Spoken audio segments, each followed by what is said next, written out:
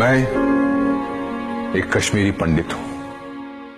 भारतीयता की भावना का सच्चे मन से विश्वास करने वाला इस देश का एक शांतिपूर्ण, अहिंसक, धर्मनिरपेक्ष, शिक्षित, कानून का आदर करने वाला देशभक्त नागरिक।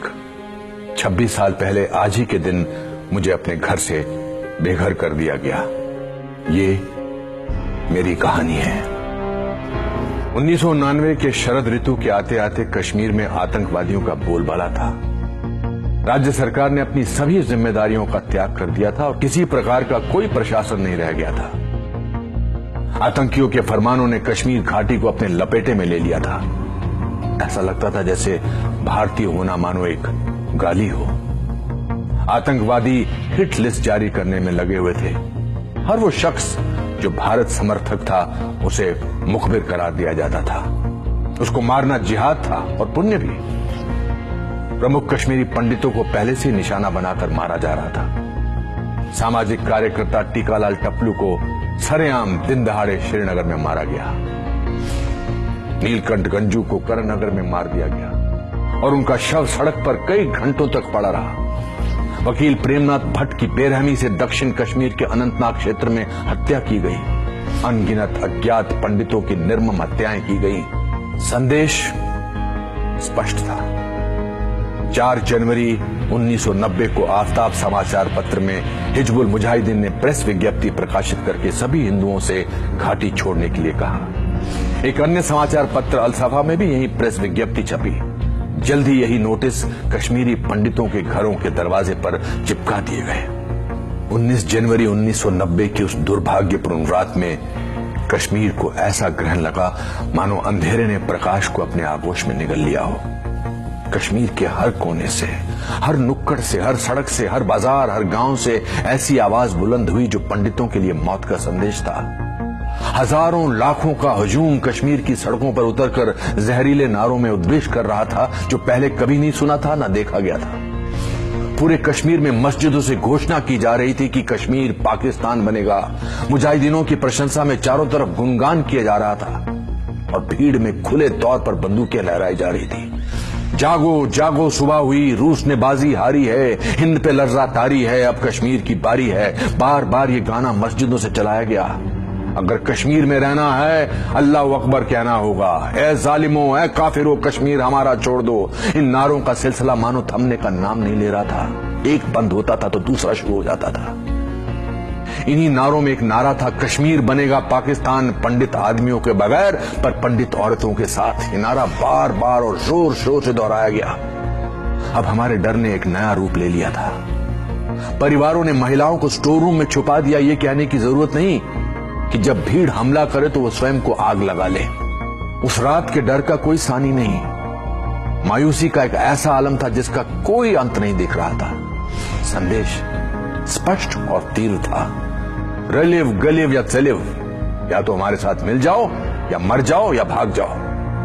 कोई ऐसा गांव, मोहल्ला, गली या जगह नहीं थी जहां इन नारों का शोर ना हो।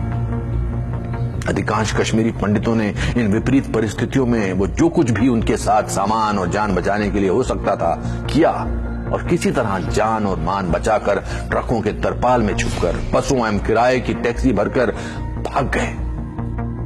बड़े पैमाने पर पलायन शुरू हो गया। सरकार, बुद्धिजीवियों, निरपेक्षवादियों, देश के प्रति सद्भावना रखने वाले सबकी अंतरात्मा सोने चली गई थी।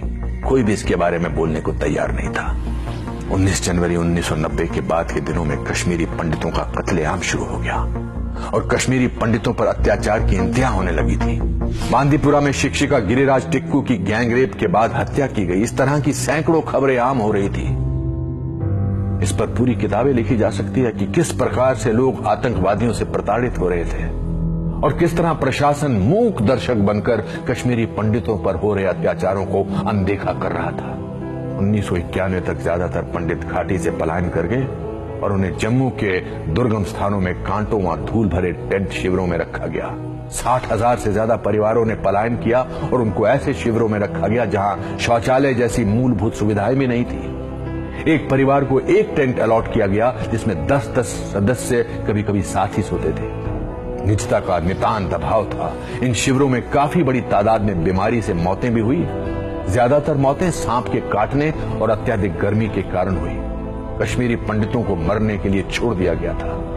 पंडितों के हजारों घरों, सैकड़ों मंदिरों को जला दिया गया और जमीन में ढा दिया गया था। ये सब एक बहुसांस्कृतिक धर्मनिरपेक्ष भारत में हो रहा था।